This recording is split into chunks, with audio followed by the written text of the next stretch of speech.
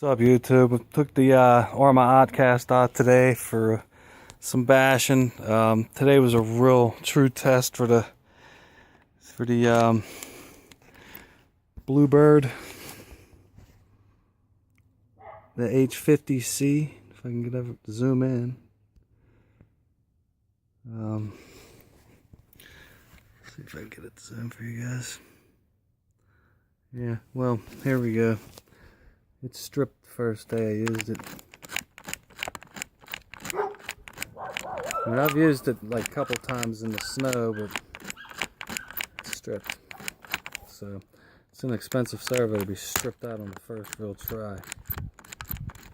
So I don't know what I'm gonna do here. Of course, I got it from China or whatever, so I think I'm kind of out of luck, screwed here. Yeah, this Blue Bird, it's definitely stripped. What do you think?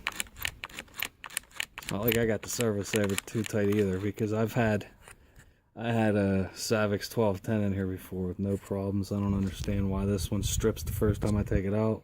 Everybody hypes it up. It's garbage. Alright guys, I just want to let you know what's going on with this one. Yep. Alright guys, peace out.